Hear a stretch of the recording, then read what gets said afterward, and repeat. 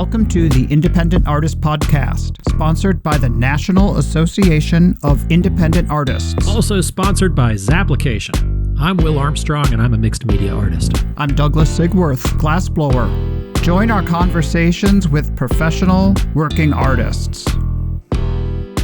Douglas, welcome back to the podcast. Artists everywhere, thanks for tuning in. Hey man, how's it going? It's going okay. I canceled Bayou City and I had some family things, had a little stuff I had to deal with, and I've just been now making work and putting all my eggs in the Fort Worth basket. So getting ready for that.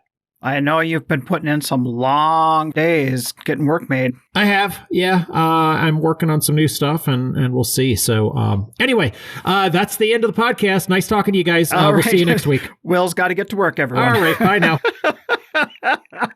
I did get the throw up emoji when I tried to coordinate our preamble. That usually means I'm too busy. I can't do this. That's exactly what it means. And to be honest, I was like, I looked back and I was like, well, I wonder what. I'm like, that's all I said to him. I just sent him a barf emoji and moved on. That's all that needs to be said. I know what that means. I'm kind of in the same boat. We had to cancel Bayou City too because of this damn foot of mine, which we will not talk more than 30 seconds about. But physically, Winter Park wore me out, and we just had to come home and assess a game plan. Right. So do you have one? Like, what's your game plan? My game plan is get to the next weekend and figure it out then. Right. I hear you. Yeah. I was watching one of Evan Reinheimer's great YouTube videos that he does for artists, kind of a similar spirit, I guess, that we do the podcast in, where he introduces his neighbors and does a little video. But I was watching him. He was talking about being grumpy on the road, and he mentions on there that it was his 9th show in a row. I'm like, Jesus Christ, man. No wonder you're grumpy.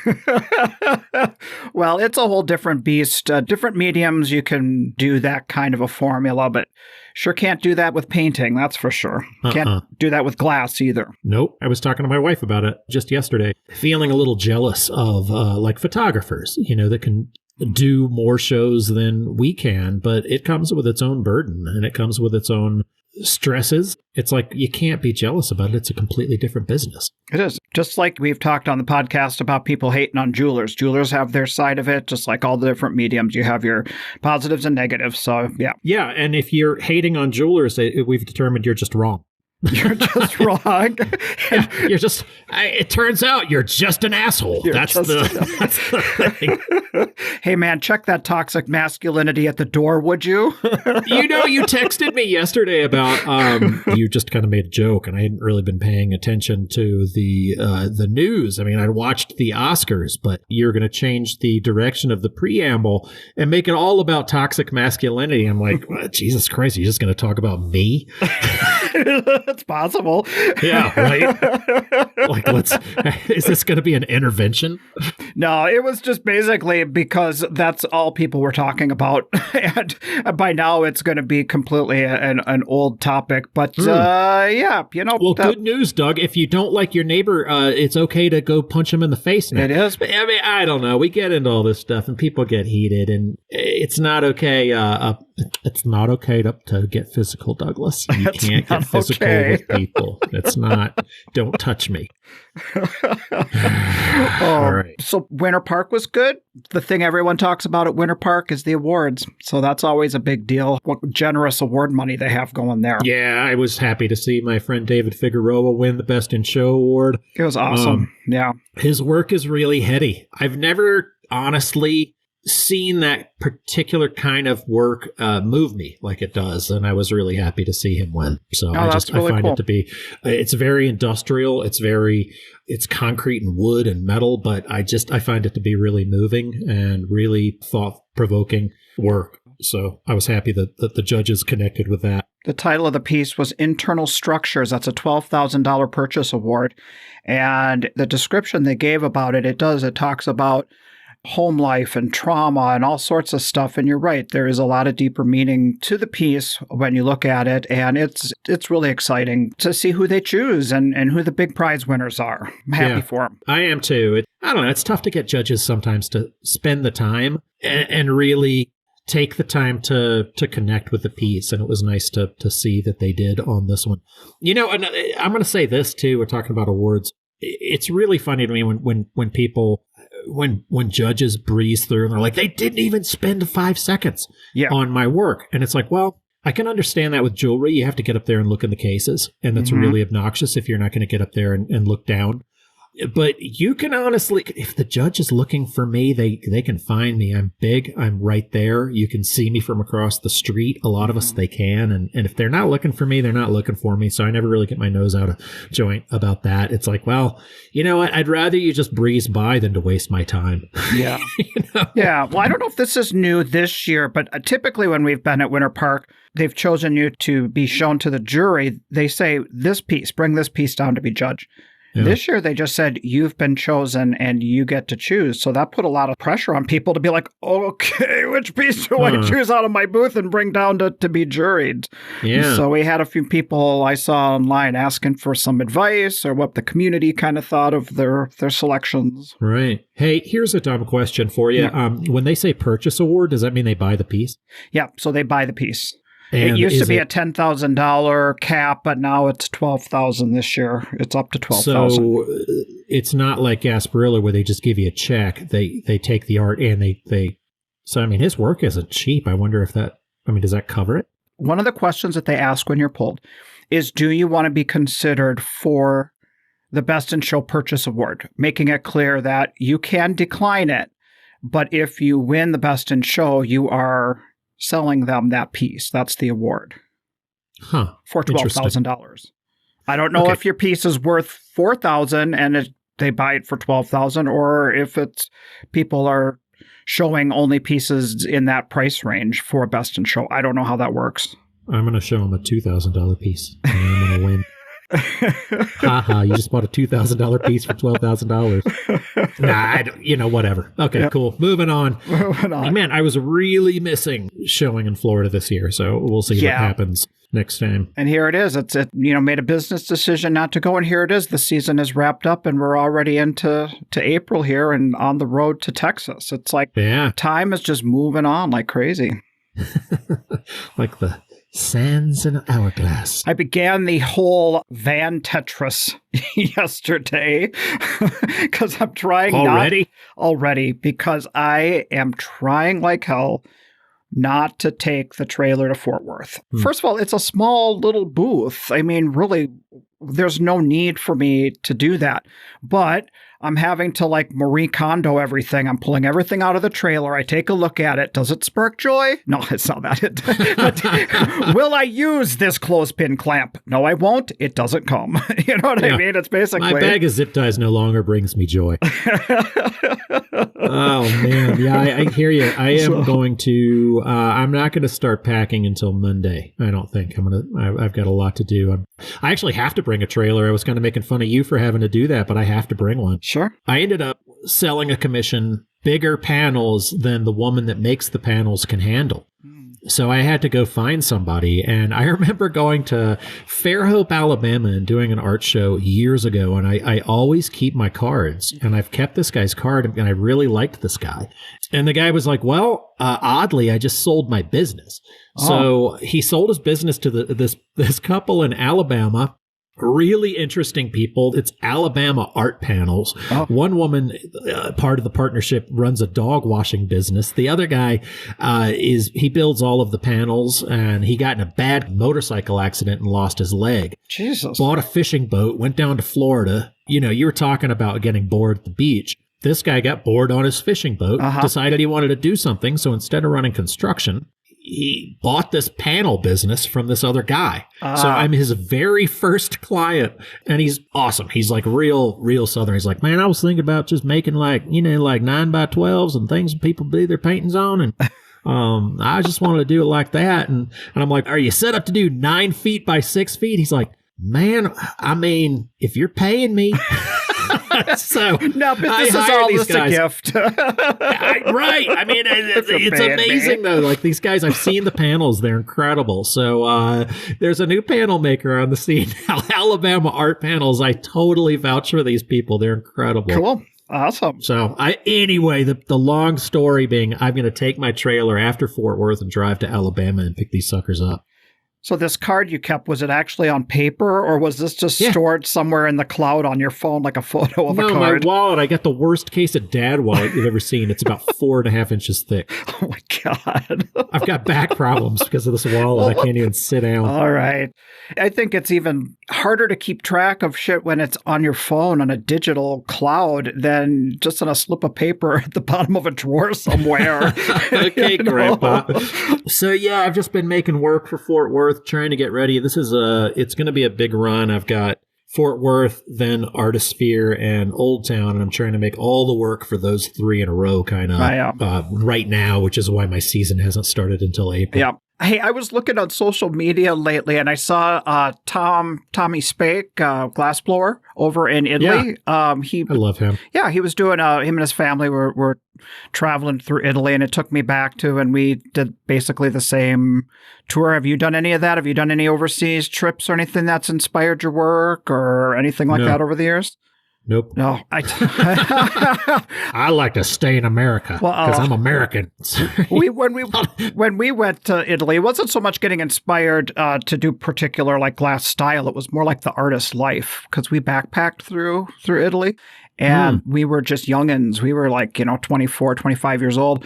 And we did the old fashioned Rick Steves guidebook. We got our airline ticket in and out. And we read this little guidebook, and we showed up in the Cinque Terre and looked for Steve in the middle of the square, and he pointed us to a pension to go to. And it was just such a great experience. But what it did for us was it really set us on the course of this life that we're living, which is just letting it unfold and kind of like doing things one step at a time. And it seemed like being in a different culture like that we learned something that was so uniquely different than America, where here we're so externally motivated by everything.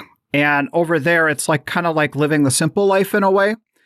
Yeah. And I've been trying to go back to that in my head because of the brakes being thrown here on my foot. It can really put you into a tailspin when I'm just so used to working hard every day and just, when we did this podcast, saying, we're not going to be on that treadmill anymore. I'm getting off of that treadmill.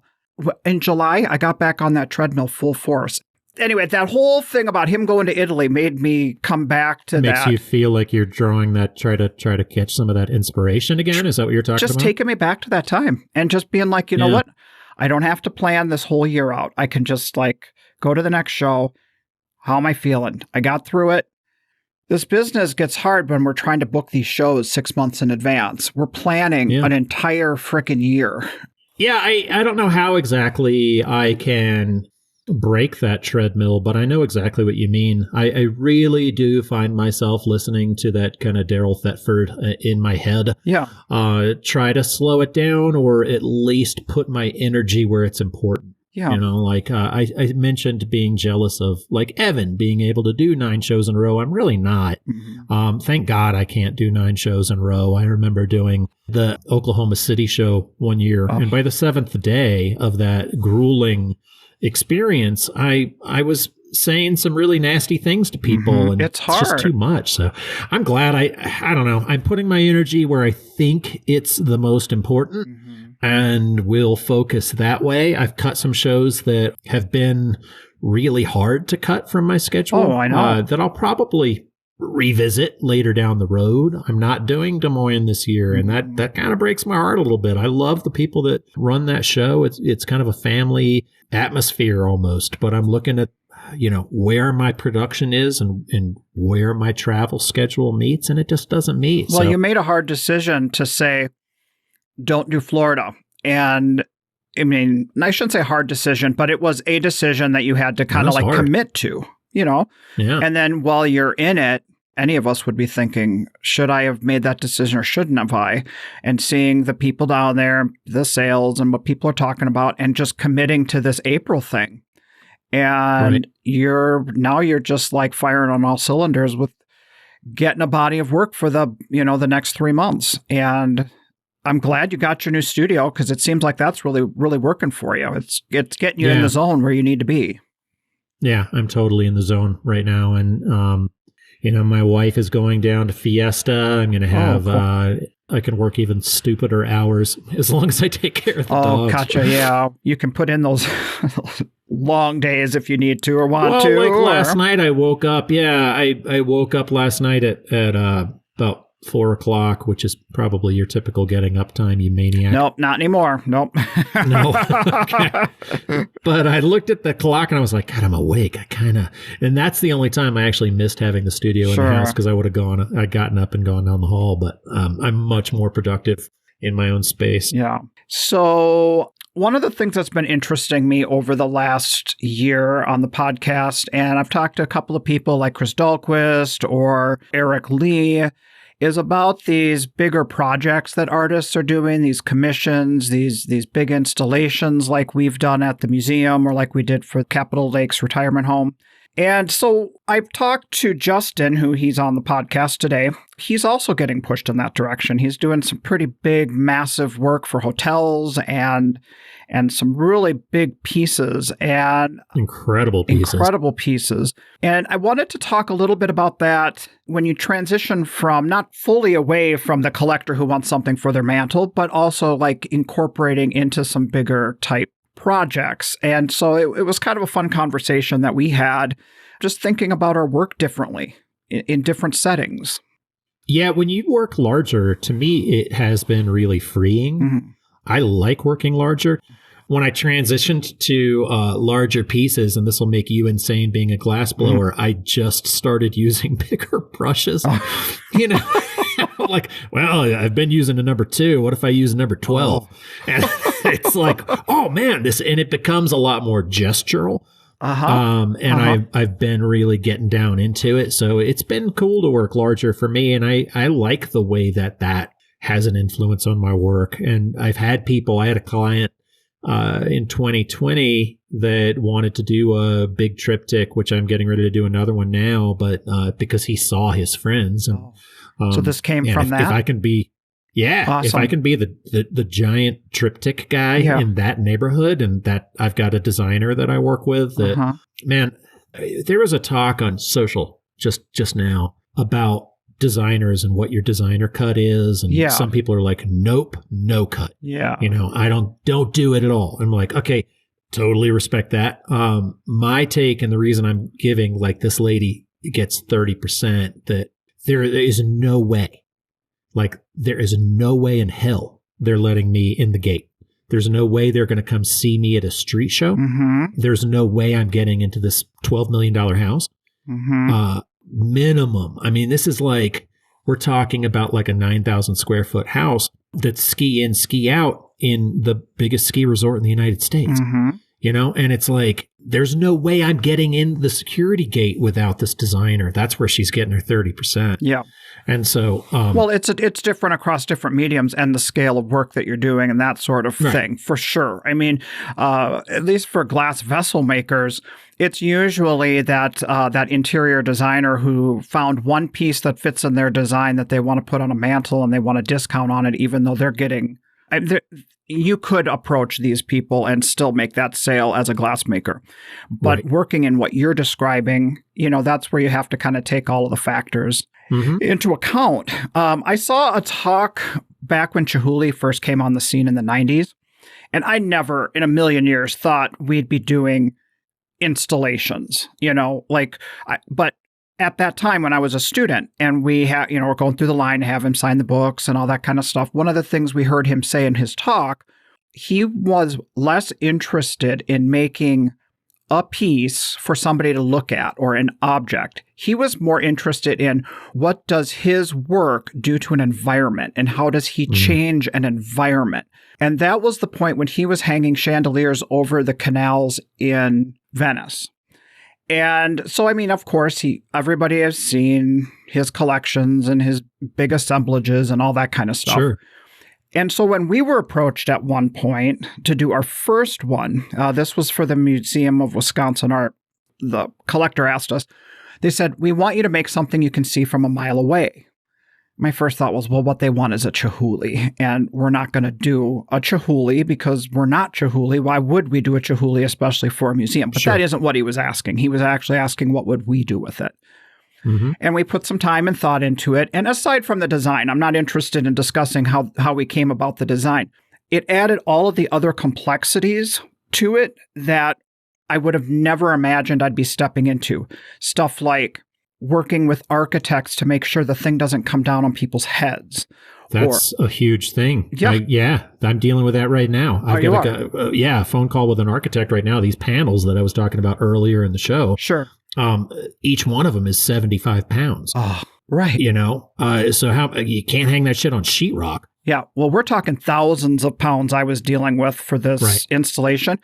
So when I've gotten into the 2 or 3 major projects that we've done, I've made it imperative that I am not taking responsibility for it, that I'm turning my design over to their architects so their architects can do whatever needs to be done with weight specifications, load bearing, and coming up with the problem solving on their end. And then I also get lawyers involved so that we have signed off documents that absolve us from any of that kind of stuff. Stepping into that was a whole new realm for me, right? That I was happy to do and excited to do, but it is something that you don't have to deal with when you're making a 18-inch vessel to sit on somebody's mantle. That's why I hired for this big thing. The first time I installed it, I hired an art installer. So he's the one that's insured. I know my work is going to, it's going to hold together. It's not going to fall apart and fall on somebody's head. But if it falls off the wall, it's on that guy. He hung it. He's the one that's bonded and insured, not me. So I'm not signing off on anything. I've passed the buck on that one. Yeah, I dig what you're saying. It's find the expert. Find the one who knows, who's the expert in their field. Let them do their part. Reach out to them as a resource. One of the things that I really jived with when Chris Dahlquist was on last season, she talked about how artist entrepreneurs, they're not typically skilled in every aspect of what they need to do, but they're comfortable and they are good at assessing who the right people are to reach out to do just like what we're describing. Lawyer who's going to protect us if the contract falls through financially, or the lawyer is going to protect us from liability if somebody gets hurt. They think about the things we wouldn't think about, or the architect who's going to actually make it stay together on the ceiling. So anyway. And I don't know that we all are. I mean, I certainly am not, but I'm getting into that this past couple of years where I feel like I'm in a spot where I'm like, you know what? I'd rather pay the guy to do the thing than do the thing. Yeah. I don't want to drive. Like, I do know artists that, like my boy Greg Turco, who will do like a custom tour thing with his custom work.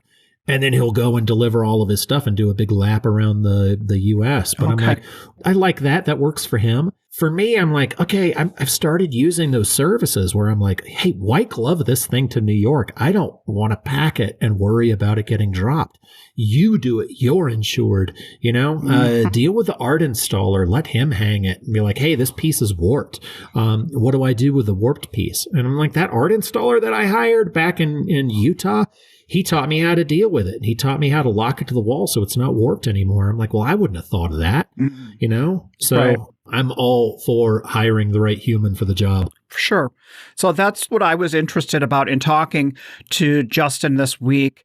And he did just that. He's learning new materials. He's reaching out to new resources. He's solving problems. And he has found himself in the past several years shifting out of the mode that he's been in for most of his career. So it was really exciting to hear from him, hear his voice, and hear him talk about the new stuff he's been working on. Yeah, it's amazing. I've always admired Justin. It's been incredible to see the transition that his work has taken over the years. It's an incredible talk, and I just want people to hear it. Let's get right into it. All right, here's Justin Teilhet from Yellow Springs, Ohio. This episode of the Independent Artist Podcast is brought to you by Zap, the digital application service where artists and art festivals connect. You know, Doug, I was sitting down and talking with my wife yesterday. She had just come in from her studio and she was complaining. One of the big shows, they decided to do a do-it-yourself, reinvent the wheel application. Hate that so much. Yeah, seriously. I mean, it's like typically an application that would take you 2 minutes on Zap. All of a sudden, it's going to take you an hour and a half to reformat all of your images to their specifications. It just made me think about how easy applying with Zap is. You just click a few buttons, you've got your 1920s all formatted, and you are good to go. Exactly. So I personally appreciate what Zap is doing, and thanks for not making us reinvent the wheel every single week like we used to have to do. Man, thanks for bearing with me. I apologize. I'm so hard to deal with. I'm getting the feeling that everyone's starting to feel that way because it's tough for me to get back to everything. But I'm glad it worked out. I actually feel like I need to start out each of these episodes with apologizing to everybody because you're not alone. I mean, we are all just like feet to the fire right now. We are all running at a speed that is insane and not sustainable. So I really appreciate you taking some time away from your valuable work to talk to us today. That's good stuff. Good stuff. It's good. Well, let's start off and talk about what you do. What do you make? Oh, well, that's a long story, actually, what I make. Right now, you mean? Yeah, well, what's your medium? Let's talk about your medium, first of all. Okay, well, I was up until sunrise working on a piece that's been commissioned that is actually the raw material is wood. So, you know, I guess these days I'm having to get used to the concept of being a mixed media artist. Wow. I mean, a lot of your friends, a lot of your peers out there have always known you as a porcelain artist, but are you branching off into different mediums? Well, you know, I've been with clay, believe it or not, since I was 5. So I did a long stretch in my youth of working with clay, you know, on a, of course, non-professional level, and then went into it really full time in the mid 90s and was a potter. I never really had a line of functional work per se. I didn't do dinnerware, things like that, but more vessel oriented pieces, visual pieces. And I taught for a short bit. I taught sculpture at Stivers School for the Arts in Dayton, Ohio. And I mean, they had a great ceramics facility next door, and they asked me to teach. And I said, that sounds great, but I just don't want to teach ceramics. You know, I get up in the morning, I make ceramics, I spend the evening talking to people about ceramics, and then I travel around showing the ceramics, and then I make more ceramics. You know, let me be in a different studio. So I taught sculpture, and our studio there was primarily steel, plaster, concrete, mixed media, wood, all sorts of things. And it really sort of allowed me to branch out just creatively in my own time. It was a departure almost. So with teaching sculpture, it was also allowing you to experiment with new materials and kind of grow in your own sense as an artist? Yeah, I suppose so. I mean, as I taught, I learned a lot about materials and methods. But, you know, as I was doing that, I was still doing ceramics. So when I showed work under my own representation, it was applied in the field of ceramics. So everything that I did and showed, whether it was sculptural or anything else, it was still fired clay. 6 years ago or so, I was doing some work for a designer that was placing my work around. And I showed her a recent piece that I had done, and they ended up ordering, you know, a huge one of this new style. It's about 15 feet long. And that sort of launched into this next body of work. It really came from my teaching. You know, I was teaching all these lessons at some points in time, sculptors that were new to it, beginners. And so I always started in the beginning with principles of design, starting with imitation and then exaggeration and repetition and progression and tension and juxtaposition. And, you know, I was having a lot of fun with it too. So these are principles that were always important to you in the designing of your work. Exactly. I mean, even back when you were doing vessels as primarily what you would show at a show. Right. It was rarely a single piece. I mean, obviously you'd sell a piece individually, but they were often displayed as sets, as collections, and how those different forms worked together. Exactly. Which tied into the themes you're describing here. Yeah. Yeah. It was like a conversation, between the objects. I was teaching this methodology and exploring it with students, and then going right back into my studio practice that I had developed and had been going on for, nearly decades. So when I began to apply my own lessons to my work, just starting with basic principles, repetition, and using repetition as the palette and density as my shades, so I could compose an image or a piece based on these pretty simple things. It was a slower time around then. Shows and galleries were okay, but it was kind of a hold steady period. I had more time to experiment, and that's where that work came from. So the wall piece that you did, that this designer identified as something that they would want to expand upon, was that you taking your lesson that you're saying? Yes. And then the demand was met and it was able to then kind of funnel into a bigger scale? Right. Yeah. I mean, that's it in a nutshell. And after that, the mixed media started because I had done a small piece. It was about 12 inches by 28 inches or something. It's a small piece to hang on the wall. And I had done it in porcelain out of hundreds of linear elements that were sculpted with curves. When they all went together, it created a composition. Someone saw that in a photograph. And of course, this, when you're looking at a picture of your work, first question is, well, how big is it? It might be as big as a house. It might fit in my pocket. I'm just not sure. There's no context. Exactly. So they saw this piece and they said, hey, that's great. We want one of those. We need it 11 feet long by 5 feet wide. And I said to them that the practicality of doing this in porcelain it's just over the top. We'd be using pieces that are 5 feet long, fired without any bows or ripples or any, it just technically it became impossible, but I knew what they wanted. I knew the design that they wanted. And I said, but, I can reproduce this piece in enameled wood. It's going to have the same, visually, you won't know a difference, but then it becomes practical. So I became a woodworker to do this piece. It's in Hawaii now. When they first requested that and you were like, well, this isn't going to work in ceramics. Yeah. Did you have that moment where you were like, wait a minute, am I kind of leaving this material behind that I've just been so connected to my whole career? Right. Well, that's a good question. I tend to look at the other side. I get so excited about tools and materials, getting to play with something new that I didn't at that moment really look back. Though the other materials, metal, wood, things like that, are still a small part, of what I do. These larger wall compositions that I'm doing, though I'm working on a wooden one now, they're still primarily clay. I mean, they're framed, but yeah, it's still a small part, but I am enjoying it. The photographs of that piece, of course, led to other ones in that style. I have realized, though, that to answer your question a little bit more deeply, that I threw my first pot when I was 5.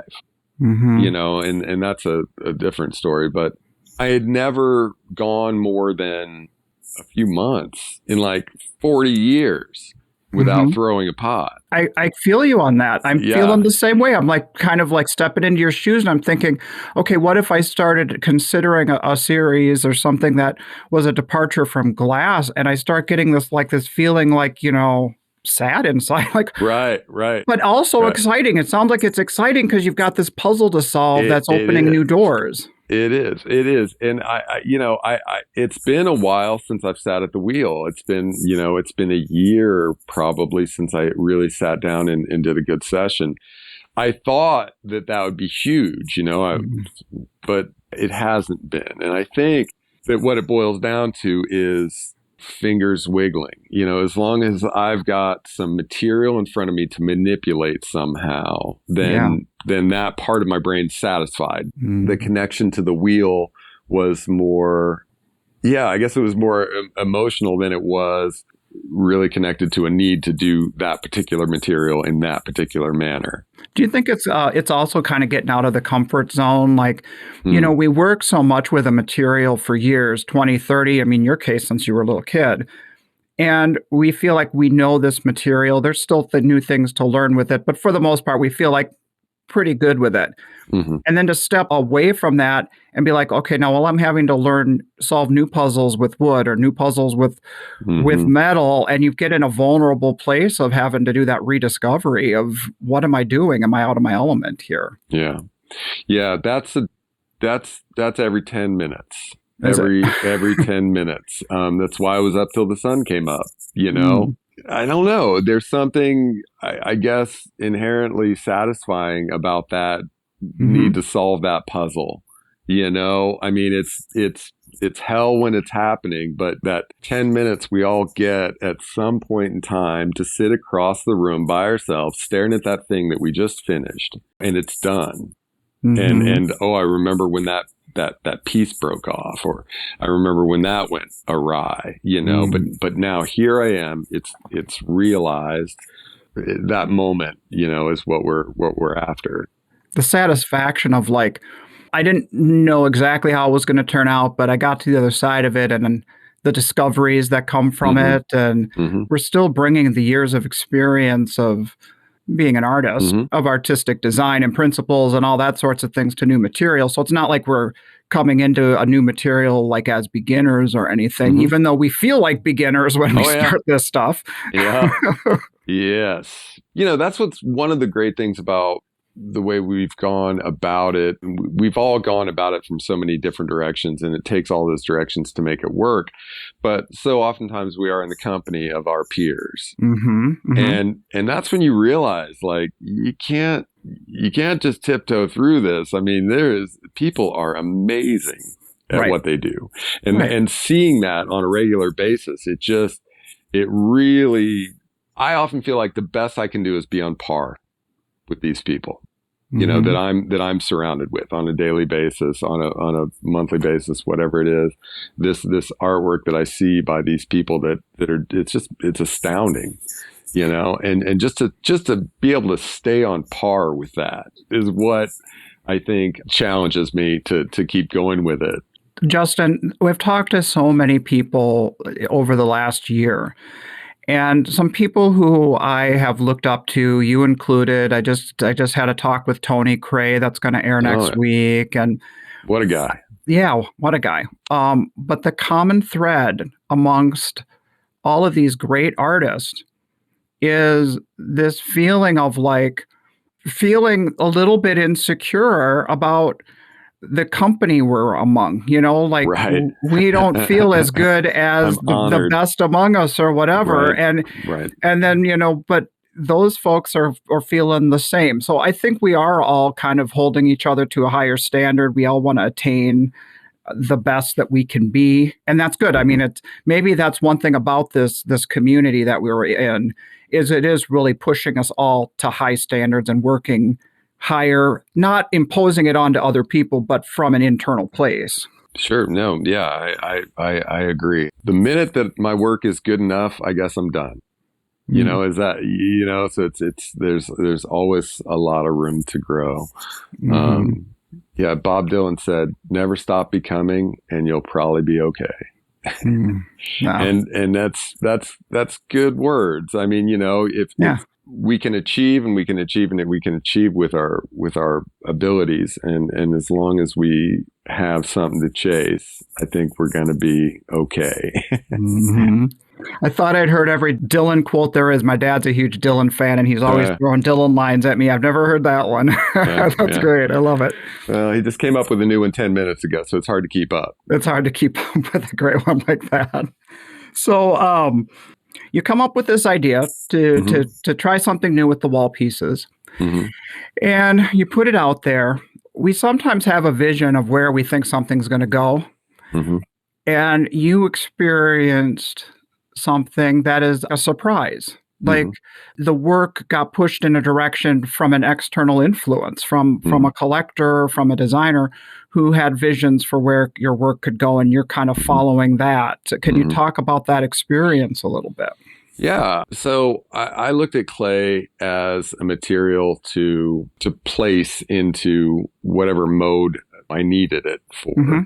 And vessels were the mode that I was in for so long. And that was all about form. And that form, I could always break down into a line. I mean, I had these basic silhouettes. And so these lines were really thought out. And keeping that in mind, when I was asked to do a piece to hang on a wall, I needed a focal point of the piece. So I went back to that kind of humble line. Yeah. I tell people a lot of times I'm a failed minimalist. I strive to show something interesting through simplicity. That is super challenging because, more is, it becomes other things. But I tried to focus on just that simple line. And from that, using a basic design principle that I had taught, repetition, I was able to show this line and accentuate it through the density of the material that I used. Now, that's a whole lot of big descriptive words, but basically in areas that I wanted to be darker, deeper, I used heavier density of smaller parts. And we're talking, 10,000, tens of thousands of small ceramic parts that were handmade and fired and then assembled into resin underneath. And with that as my palette, I was able to do some monochromatic pieces, to start a large monochromatic piece that focused on a simple line movement in the gross form, seeing the overall, but then on a more intimate look, seeing these thousands of parts, making all of this texture and detail that sort of brings them to life. But still going monochromatic. They're the first one I did was black. It's a 5 by 15 foot black wall hanging. Yeah. And you can see those on Instagram. And, believe me, I've gone deep into your Instagram. A lot of great stuff on there. It's 90% work and a couple pictures of my dog. So it's and a demolition of a studio here and there. That's right. I did put the bulldozer knocking over the old building. That's right. Yeah, I'm in my new studio now. So we tore the old building down, one of the old buildings down, and built a new facility that I had been, sort of dreaming about for 20 years. I got to say, it obviously looked like a building that could use some bulldozing and renovating. However, I'm sure there was still that moment when the bulldozer took it down and was like, wait a minute, stop. I'm not too sure about that. Undo. What am I doing here? Yeah. That was I used that building that you saw get pulled down 15 years, 20 years, something like that. It was where so when I got started, my mother was a painter. So in high school and as a youth, like I said, I was throwing pots when I was pretty young. I liked the creative fields. I didn't really find a place in them in any sort of official capacity. I was sort of aloof in school and, whatever, but I love to draw. I love to paint. My mother was a painter. I was also around it. My folks owned a picture frame shop. So I grew up around, just looking at people's paintings and prints and everything else that they'd bring in and was exposed to that early on. But in high school, I started a family pretty early on and have a great son now. He's all grown up and I'm real proud of him because he's kind of followed in my footsteps and gone into the creative fields himself. Cool. Even after watching and seeing how difficult it is, but he did it. So after that, I wanted to go into a creative field, but felt really limited on what I could do that would actually be a living. So I went into design, graphic design, illustration. Was the arts in high school just stuff you were dabbling in, or were you taking art classes or anything like that? Yeah, I was. I did. I was lucky. I had a really good art department at the school that I went to. They had different departments within it. So they had a ceramic studio. So you take ceramics 1, 2, and 3, and drawing 1, 2, and 3, and painting 1, 2, and 3, and photography, and separate it up, not just a general art classes. And I had gone through all those classes and done pretty well. I had sort of taken a gap my high school career from working in clay very much. I was just too cool for it. You know, I had that, I was like, I had been doing this art thing since I was a little kid and, you know, whatever. I don't know, something was wrong with me. So one day, I think I was a senior at the time, early on, and I was in a painting class, and I'm painting an oil painting, and I kind of look around the corner and I see this room full of these potter's wheels and all these people on them just doing it wrong. And I thought, well, now wait, I know how to do that. Come on. And so I just put my paintbrush down, and we had pretty cool art instructors there. They were open-minded as long as we were doing good work. And I sort of meandered over there and started throwing pots. And it was amazing. I mean, I had so much fun with it, and instantly just kind of shifted all my focus to that area of high school. But at the time, I mean, I had no concept that this was something I could pursue. Right. It was, Certainly. you were just in the moment with it. I mean, yeah. I mean, it was just so dang fun to get your hands in there and squish it with your fingers and turn it into something that was exciting. Making stuff. So I got back into it a little bit and sort of set up a wheel, you know, at home and was doing that. And then went to a quick 2-year program and did graphic design and illustration. And I did a lot of pen and ink drawings, things like that. Well, let me ask you, because, you know, you have your mother is an artist by nature and had the frame shop and whatnot. Was the influence from your folks to pursue a more professional type career, or was it to explore the arts since they already kind of had that sensibility about them? They were great. They were sensibly encouraging because they knew that the arts were a legit path. They didn't think it was outlandish, and yet they knew the pitfalls of it and the difficulties of it. They knew I had a young family, you know, and that I needed to do something. So the design field was a way that I could do that, you know, have a job and 401k and all that stuff. Right. I lasted about 2 years. Okay. I could in the program or as a professional after the program? Professionally. Okay. So you made it through the whole graphic program. Yeah. Okay. Yeah, got me a suit, went into a job interview with a big portportfolio. And, well, that's an image. I want everyone to step back and visualize that one. I'll wear it to the next show. Do you have the ponytail back then too? I did totally. And one of my instructors was just, she couldn't handle it, but I kept it and still, anyway. So, you know, I lasted in the field about 2 years and I just couldn't, I hated it. I mean, I was using my hands, I was using any creative ability that I could muster, but it just was a field that wasn't for me. It was trying to interpret other people's visions, whether they were reality or not. I had set up a wheel and a little electric kiln in my garage. We had an apartment, and I live in this cool little town in Ohio called Yellow Springs. And twice a year they have this street fair. It ain't an art fair. It's a hairy street fair, you know, and it's anything goes. It's the greatest.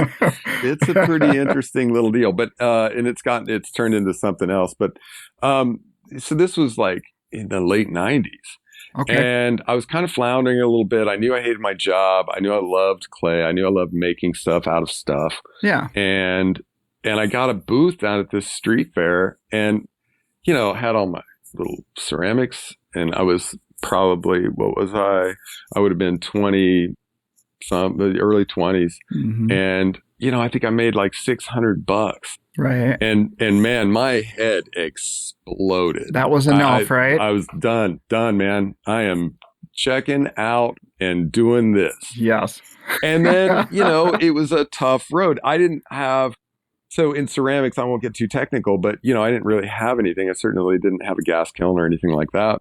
But I got a dog cage. I lined it with ceramic fiber. I put some handles on it. Boom, man, I'm a raku potter. You know, that's something I can do. I can't even tell you how many pizza ovens glass artists have turned into little things. You know, you find you just make stuff work. You put it together. And I was a raku potter for 8 years, something like that. I don't know. Then I built my first gas kiln and started doing stoneware. I focused on wood ash glazes, very textural surfaces. Mm-hmm. And then I jackhammered that one out and put a kiln in that I had gotten from a company in California that was more like a scientific instrument than a kiln. And that's what allowed me to do a lot of the porcelain that I was doing with the copper reds and celadons and things like that. Uh-huh. Which is what I had been doing for 10 years almost when I started doing the more sculptural wall installations. And then, of course, now they've led into the mixed media. And that's the little category under my name now. Is mixed media. So when you apply to, are you still doing the fairs like that you I do a couple.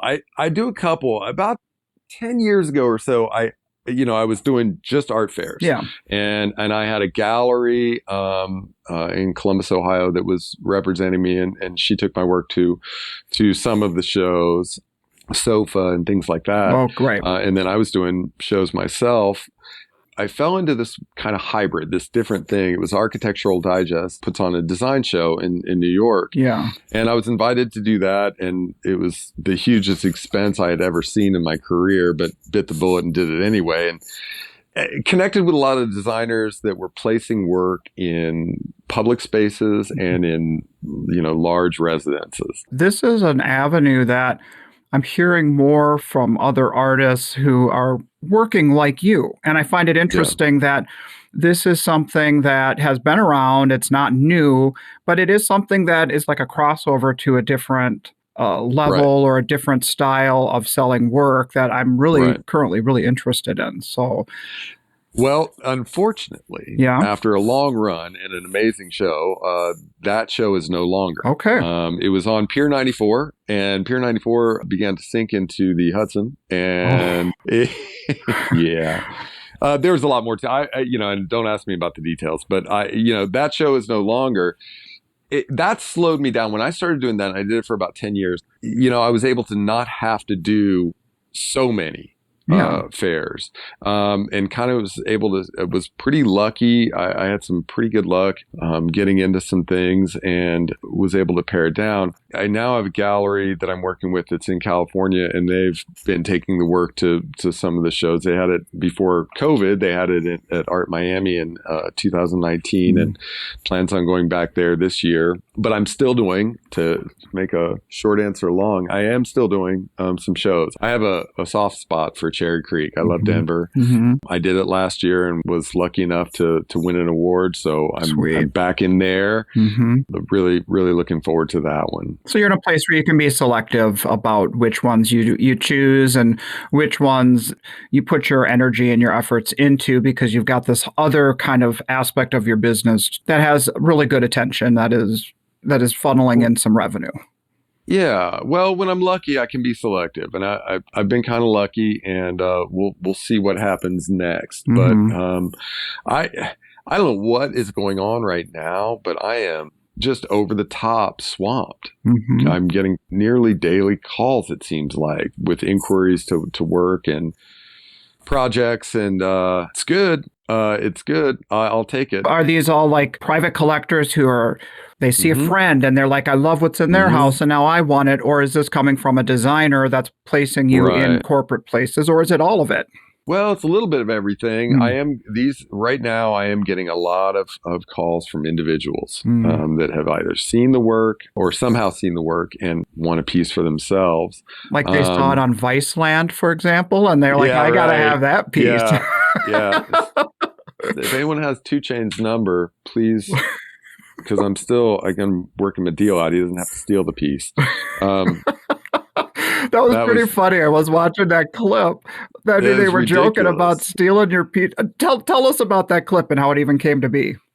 Okay, so it's kind of a full circle. That we were talking about one of the early ones I did. That was this large black wall installation in porcelain, 15 feet by 5 feet. It was one of my first public space commissions, and it went to the Palms Casino in Las Vegas. Wow. I went to do the installation with the installers and was there for a few days myself. It was a pretty nice place, but it wasn't in a public space. It wasn't in the lobby or anything like that. They had these 3 they called them sky suites, I think. Anyway, they were just stupefying. I mean, each room had an elevator. Each room was 2 stories, had its own pool, like a hot tub that cantilevered out the side of the building over Vegas, 25 stories up or whatever. And just craziness. Like there was a bar with, I think, 21 seats just in, and this is in the room. Yeah. Anyhow. So that's what they got this large piece for that room, and I put it in there. And then, I don't know, a few months later, I get a strange letter from some production company in Brooklyn saying, will you sign off on this? It's possibly going to be used in a TV production. All right. And I'm thinking like maybe some reality show or something where like it's just you can maybe see a corner of it in the background or whatever. I didn't care. I signed it and sent it back. And I was telling my son about it. And I was saying that piece might show up in some kind of TV show. And my son jokingly said, yeah, it should be on Most Expensivest.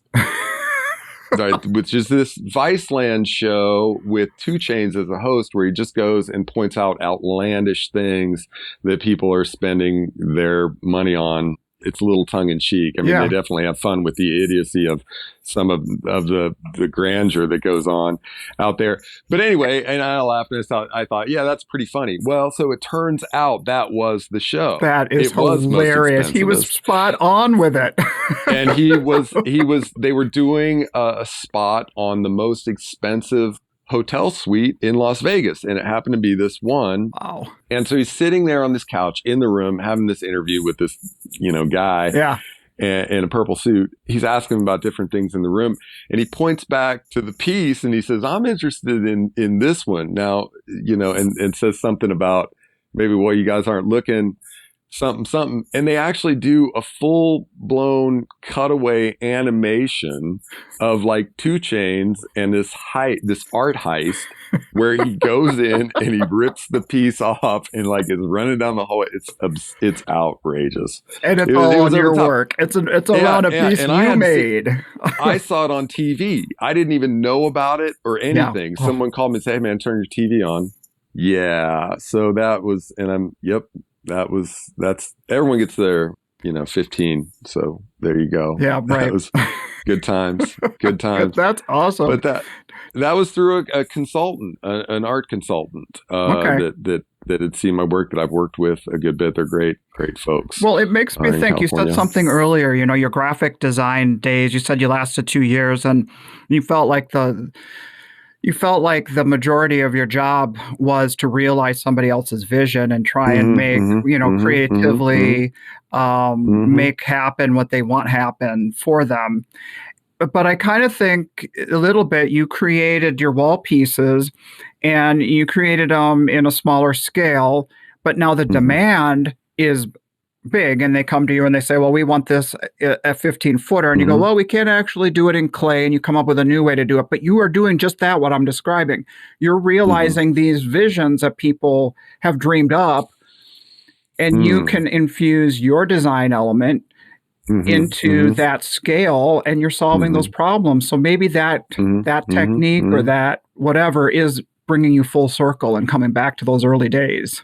There's definitely an element of that. And I definitely work with people often to see what their sensibility is, what it is that they're looking for. And the thing that was so frustrating about working in the design field was I would work with people all the time that thought they knew what they wanted. They had this imaginary thing that was perfect and pristine in their head, but it really doesn't exist. There's not a lot of rhyme or reason to it, but they think it's there. Trying to interpret that was always real difficult. With what I do now, the great thing is that up front, the first part of the job is a trust issue, where I didn't have that in the other field, where now I can show somebody some examples of my work and let them know, hey, if you like my work, I'm going to make sure you're happy. You don't have to have an idea and tell me how you'd like it to be. Mm-hmm. That's why I'm here. I'm totally following you. I had a collector last year in Madison who came into our booth, and they've been buying from us for years. And they had just bought a house in Florida and a second home, and they had a 30-foot wall by a 17-foot wall, and she's trying to draw out for me what she wants us to do for her. Right. And I said, this is great, but I want you to know something, that I'd be happy to consider, what you're doing here. And there's something about our work that you like. Why don't you just give us an opportunity to present you with something we would do with it and see what you think about it. You don't have to design it. We're not just the creator of your vision. We're also the creator of a vision that you may like. Right. And that started us on a really great starting ground of this project, which we're working on right now to finish. So that just resonated what you were saying about that. That's why we do what we do. Trying to mesh different visions isn't always the best method for the best work. But it sounds to me like those experiences help clarify and help solidify how you work with people. I mean, now you're saying it almost seems like getting into these projects, there is that level of trust. And then you kind of know how to channel it down that lane so that ultimately you can get the collector to the end result of what they're wanting without it being like this kind of wrestling match of, but I want it in this and I want it in that and all of the details that they think they need or want. Right. Yeah, obviously size of a piece is an important factor. If it doesn't fit where it's going to go, then it's not going to work. Know? So I work with people a lot on size and aspect ratio and all that stuff. But once I'm into the meat of it, I present my ideas, and that's what we do if they go for them, which it's nice. You know, of course, I still do a lot of work that I'm making the piece for myself. And then it's going to go to a venue of some sort. It's going to go to a gallery, or I'll take it to a show, or a gallery will take it to a show, and we'll just see what people think. I think that's always nice. Yeah, and I think this is a really good conversation to have because there are so many people who don't ever want to compromise their vision. It's like, this is what I do, take it or leave it. But here's kind of like working out the nuances of maneuvering your way into a field where there's a demand for something, and the demand is created from your work, from what you've designed, but then you can also expand maybe the technical aspects of how you create it so that you can get your work to where these people are showing it on these larger spaces, like in this hotel. Yeah. That's amazing. I think so. What I'm looking for now is time. Well, yeah. Because, so often I think that like every human on Earth has just as many and as good of creative ideas as every other human on Earth. The difference is like stopping, pulling the car over, getting up out of bed, whatever it is, and writing it down or sketching it out or whatever, and then doing it. Yeah. I mean, that's the difference. My greatest ideas, the things that actually, maybe could have been something and meant something. I mean, even on a larger historical, are way gone, lost in the cosmos. I had them while I was at a stoplight and then never thought of them again. Like, oh, that'd be cool. Yeah. And then, and then there it is, it's gone. And then you're struggling to get it back. It's like, what? Like, I know I had my breakthrough idea at that gas station and then I can't. Okay. But I've gotten better about kind of making notes. If I see something beginning to happen in a piece or in a material, and I think, can I expand upon that? Can I take that as the root of a piece? I'll try to put it down. I'll try to put it down on something, some Post-it somewhere, some napkin with a scribble on it. Just kind of fill in a bucket with these just different concepts. 99% of them are just terrible ideas, but in there is the next thing. I'm really kind of relishing some time to explore some of those things now. That's where I'm at. I'm also happy that I'm busy right now and may have the means to be able to explore some of those things. If I get a slowdown here. I actually got a it felt kind of weird because it was the first time in my life it's ever happened. But I'd been working with a consultant on what could have been a pretty large project, like 4 by 8 foot installation going into a hospital. Mm-hmm. And I'd done some sketches and back and forth with them. And I hadn't heard in a couple of weeks, which isn't unusual. And I got an email the other day and I saw their name in the headline and thought, okay. And so opened the email and it was them letting me know that the client had gone a different direction. Okay. And my first just gut reaction was relief. Mm-hmm. And like, I just lost the job or a job's not going to go through. And I'm kind of pretty good with that. I never felt, I was like, oh, good. Because when was I going to do that? That was coming right up. It's hard to set those boundaries for ourselves because when the times are busy and good, we want to somehow make it happen because those don't always stick around. No, man. Yeah. I know. And I can always remember the hungry times, Mm-hmm.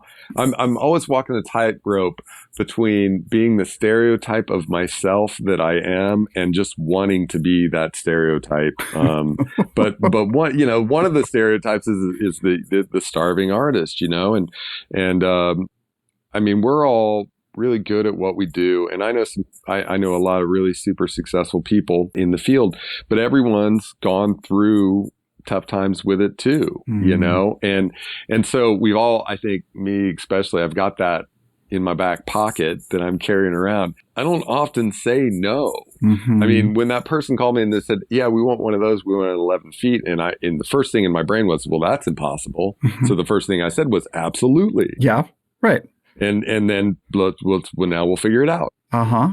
Yeah, good times, bad times. I'm almost a shallow dip in business would be good coming up here. Give me some experimental freedom. Well, when you talk about, the hard times in the back pocket or they're not too far from distant memory, I know that we all have troubles and tough times in our lives, but you really suffered a huge loss a number of years ago. And I don't mean to open up a raw wound or anything, but would you like to talk a little bit about what you experienced 7 years ago or so? Sure. Well, I mean, this is the Independent Artist Podcast, so I'll tie it into that. Yeah, what you're referring to is when I was in Denver with my wife, and we had done the Cherry Creek Arts Festival. Mm-hmm. So I had a great time and got to see a lot of really dear people to us. And then as we did every year after the show, we went and experienced some Western stuff, and went hiking up in the mountains, and storm rolled in quick. Lightning came, knocked us all out, and my wife didn't make it.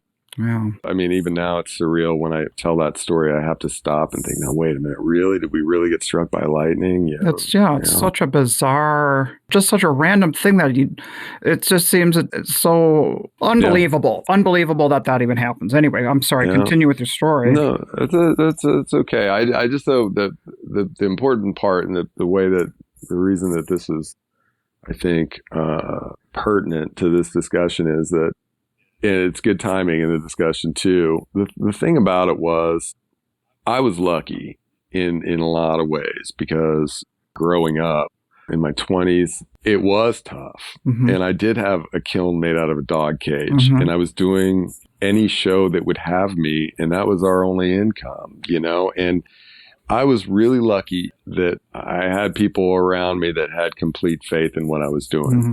And I mean, there were some pretty bottom of the barrel times, I mean, especially starting out. A lot of sacrifices. Early 90s or, late 90s they were lean, but it was good life. Mm-hmm. And we made a family out there. We connected with artists all over the country. Mm-hmm. We began to realize that this is real and that this is kind of beautiful. Mm-hmm.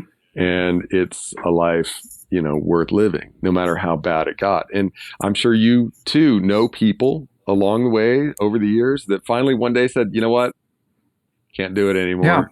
Yeah. Family came to me and they said, listen, you gotta, this is dude, this isn't working. Mm-hmm. It's not, you gotta, and now they're in logistics, or now which is, that's beautiful, because now they're doing just fine, I'm Right, sure. right. But I was lucky in that no matter how bad it got, I had this support at home of, no, just keep doing it. You're on the right track. No, I support this is that. the right, Yeah. this is the right thing. Do this. Yeah. And so I did. And that's what got us there. And ultimately, it's what's gotten me here. So are you saying that unconditional kind of acceptance and and love and encouragement that you felt from Becky before the accident, is that what kind of kept you going after? Because you had that? I think so. I mean, I would tell people, it's been a while since I've kind of talked about it, but I would tell people, like, I've got to keep going, and I've got to make this something, because if I don't, all that she sacrificed and all that she put up with was in vain, because it was to get me to this to this point, to be able to do these things, and I've got to honor that. I've got to do those things.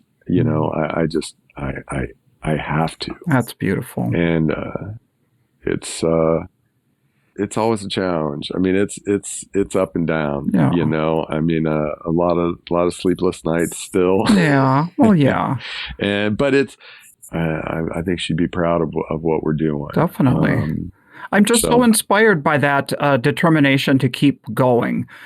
I don't know how I would handle it. None of us can really know when tragedy strikes how we're actually going to handle it till it's right in front of us. But, I think about, like the van accidents that some of our friends have had that have left them in bad shape, or studio fires, and all these things that our friends and you just put one foot in front of the other. COVID has been a killer for a lot of people, and people are still just getting out there and persevering. And I just am so inspired by that. And your story inspires me to keep working harder and to just keep doing it. So, well, good. Yeah.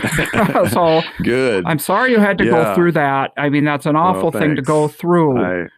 I appreciate that. Yeah. I do. I appreciate that. I mean, it wasn't long after we were neighbors at one of our shows back in the day, and I got to know Becky and you very well. And man, she was delightful. I just enjoyed the whole weekend with you guys. And anyway, and when I heard about the accident, it was, and I'm sure a lot of us had the same reaction, like just disbelief. Well, I'll tell you, let's talk about community some. I always knew I had a family of artists out there, but man, you don't understand the outpouring of that community, of our community, that I received and have received, in so many ways. But it truly let me know who my family was. Oh. It really did. And I'm happy and honored and lucky to know all of you people, and anyone that's listening, you know who I'm talking about. They're sitting there at the other end of their phone, raising their hand, going, me. Yep, it's you. I'm talking about you. Thanks. Oh. But and you mentioned COVID, and that's, I mean, like, do we need to talk about COVID? Like, because it's like, are we tired of? Are we tired of it yet? COVID? I'm tired of it. I mean, but seriously though, I mean, like, it took a full year for it to catch up to me psychologically, to realize how much of my life it had changed. Because what we do is we make artwork solitarily for fun, and then we take it to huge groups of people all over the place, breathing on us for money, for an income, right? So COVID hits, like, oh sweet, I just get to go make stuff for fun, and then like 2 months later, you're like, well, but wait, what do you mean I can't come and sell it? I mean, it was absurd, and it, like I said, I was lucky enough to get get by just on a couple commissions that randomly came in that just sort of kept me strung along to get to finally when people would get vaccinated in large enough numbers to make a difference, and some shows would open up, and man, did they open up! I did a couple events, and boy, oh boy, after, all you have to do is skip one apparently, and the next one's super good. But did the time off allow you the time to realize the scale on which you could make these pieces? Well, I mean, still to this day, I'm working on one right now that's 4 by 6 feet. My next one is 13 feet long. But to this day, the biggest one I've ever done was like the third piece I ever made, in that style. Okay. It was maybe even a little more than third, but so a lot of it's been building a new studio, and trying to retool all that. I haven't had a day off in a long time. What would you do with a day off anyway? You'd be like jotting down ideas at stoplights, for crying out loud. Sorry. It's a day off. Man, I am such a lazy person, and that's the big struggle right there, because there's some of the stereotypes about being an artist that I fully live up to. Okay. And that is one of them. This 7-day a week, 8-hour a day, 10-hour a day thing it's interesting. It's the duality of man. Remember that scene from what was it? Full Metal Jacket, okay, where that Kubrick movie where the guy had on his war helmet, he had I think he had the word killer, and then right next to that word he had a peace symbol pin on it. And his sergeant said, what is that about? And he said it was the duality of man. And okay, that's me. I'm a hopelessly lazy. I want to lay around in a hammock and eat Doritos and, watch Star Trek. And instead I'm at it all the time. So that's been interesting. It's the fear that we're going to turn into the person who stays in the hammock and never gets out of the Doritos. Yeah. So we stay busy to fight off that tendency. Yep, I think you're right. Well, Justin, I've kept you from your work long enough. I should probably let you go. This was an awesome talk, man. I really appreciate you and everything you're doing. Well, you too. And I will be seeing you out there. Yes, you will. Somewhere warm and exotic, maybe, or somewhere. For sure. Will and I have realized every time we go to wrap up one of these podcast episodes, it turns into a full 20-minute discussion of where are we going to see you next? Yeah, right. And that's the thing. That's the classic artist goodbye. when after shows had been canceled for 2 years, basically, and then there was that first one, it was so funny talking to everyone, realizing everyone kind of, forgot how to do it. And I said, that first show back, they're going to need a 2-day setup. Because it's going to take us 1 day just to greet each other. Oh my God, how you doing? I mean, and then there's you. We're not going to get anything done. We're just going to be talking and milling around, and then for sure. So, well, this has been fun. I like to talk. Thanks very much. I appreciate it. Thanks for listening. You're right. And we'll see you down the road, man. Okay. All right. We'll see you soon. Cheers. You bet. Talk to you later, man. Okay. See ya. Incredible talk with incredible artist Justin Teilhet. Thank you so much for talking to him, Douglas. I'm a little jealous that you got to sit down and talk with him. I sure love to bend his ear whenever I see him at one of our shows.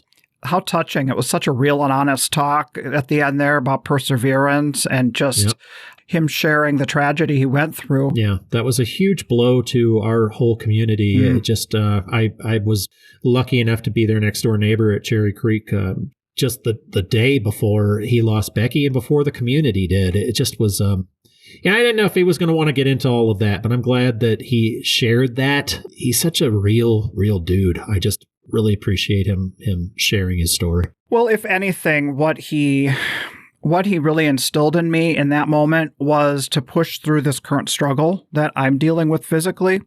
Right. That, when he comes back to, for him, thinking about the sacrifices that were made and the relationships that looked to him and said, you've got this, keep going, you can do this.